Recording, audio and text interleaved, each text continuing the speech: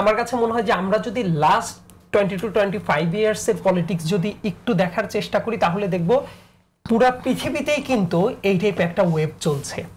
সেই ওয়েভের ফলশ্রুতিতে দেখবেন যে ডোনাল্ড ট্রাম্পের মতো ব্যক্তিও 2016 সালের কথা চিন্তা করেন, এইবার যে আসবে মোটামুটি বোঝাই যাচ্ছিল। 2016 সালে যখন ডোনাল্ড ট্রাম্প ক্ষমতায় আসলো ওই টাইমের অবস্থাটা চিন্তা করেন, অনেক মানুষের কাছে এটা কিন্তু একটা সারপ্রাইজ শকের মতো ব্যাপার ছিল। এমনকি নরেন্দ্র মোদী যখন ক্ষমতায় আসলো কিংবা রদ্রিগো দুর্তের্তে যখন ক্ষমতায় এসেছিল, প্রত্যেকটা জায়গাতেই দেখবেন তারা আসলে তাদের বেশি মানুষ শুনে হাততালি দিবে এমন কথাই বলার চেষ্টা করছিল। সেই কথাটা যদিও ওয়ার্ল্ড ওয়াইড স্বীকৃত না বা সেটা বললে ব্যাকফায়ার খাওয়ার একটা সম্ভাবনা আছে, কিন্তু তারা জানে যে তাদের ভোটার কোন ব্যাপারটা শুনতে চাচ্ছে। এটা শুনতে চেয়ে এমন কোনো কথা বলে ফেলা যে কথাটা বললে আপনি অসম্ভব রকমের হাততালি পাবেন, আপনাকে মনে করা হবে আপনি একমাত্র রক্ষাকর্তা, আপনি একমাত্র ত্রাতা এবং ভোটটা ঠিকমতো চলে আসবে। এবং এই কালচারটা দেখবেন যে অনেক জায়গাতেই দেখা যাচ্ছে। যেমন বিভিন্ন উদাহরণ আসে না, যেমন কিছুদিন আগেই ওই একজন মানুষের নাম যেহেতু বললেন আমি ওনার একটা উদাহরণ দিয়ে আমি ওই ব্যাপারটাকে ব্যাখ্যা করার চেষ্টা করছি না, জাস্ট অ্যাজ ইট ইজ যেটা ঘটেছে। ওই আব্দুল আবু তাহের সাহেব উনি আমেরিকায় গিয়ে একটা বক্তব্য দিয়েছিলেন ভারতকে টার্গেট করে, করার পরে দেখলাম যে আরেকজন জার্নালিস্টকে জাস্ট উনি নিজে যাচাই করছে কি খুব কড়া কথা বলে ফেললাম নাকি, ব্যাপারটা কি ভালো হইলো নাকি খারাপ হইলো।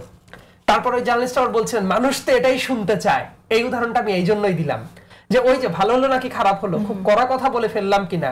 জার্নালিস্ট আবার পাশ থেকে উত্তর করছে মানুষ তো এটাই শুনতে চায়। তার মানে আপনি জানেন যে ব্যাপারটা ফ্যাকচুয়াল না, এই ব্যাপারটা প্র্যাকটিক্যাল না, এই ব্যাপারটা সমূহ বিপদের কারণ আছে। এটা আপনি বলছেন যে এই কথাটা বললে বোধহয় যে অন্য একটা ব্যাপার হয়ে যায়। মানে যে বললেন না যে হাইপার রিয়েলিটির কথাগুলো যে বললেন যে আপনি জানেন যে ব্যাপারটা বাস্তব না কিন্তু শুনতে বাস্তবের চেয়েও বাস্তব মনে হচ্ছে, এবং এই ব্যাপারগুলা মানুষকে বিভিন্নভাবে ইম্প্যাক্ট ফেলে। যে কোনো একটা দুইটা দলের ব্যাপার না, এটা প্রত্যেকটা দলেরই কিছু কিছু মানুষ আছে তারা এই ব্যাপারটা করার চেষ্টাটা করে। কিন্তু এই চেষ্টাটা করার একটা ক্ষতির কারণটা হইলো, ধরেন আপনি ইনস্ট্যান্ট একটা মানে ধূমকেতুর মতো হঠাৎ করে জ্বলে উঠবেন আবার নিঃশেষ হয়ে যাবেন।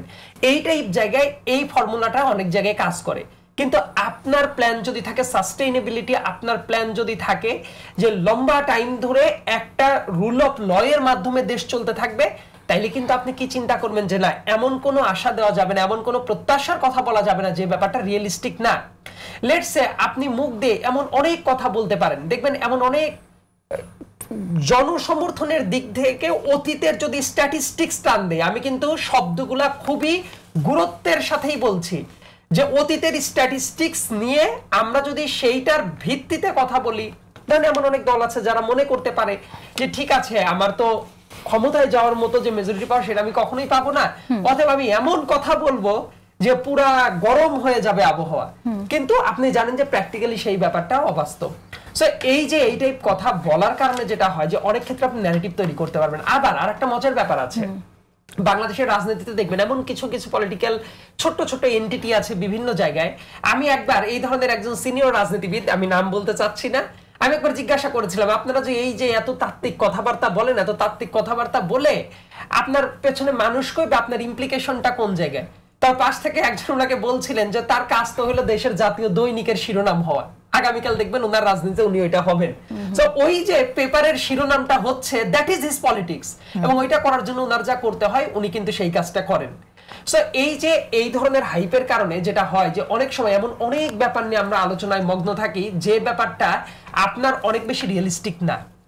সো এটা সামনের দিনের নির্বাচনের ক্ষেত্রেও প্রচারণার ক্ষেত্রেও ভোটারদের মনস্তত্ত্বে অনেক বেশি ইমপ্যাক্ট করতে পারে। তার কারণ কি আমাদের দেশের অডিয়েন্সটা ডিজিটালি ইনফর্মড, কিন্তু আমাদের হ্যাঁ সেটাই মানে ভোটারসরা আসলে সবকিছু স্পষ্ট বুঝতে পারছেন কিনা সেই বিষয়টা বোঝা দরকার। কারণ এখানে এইজন্য রিস্ক, রাইট, এখানে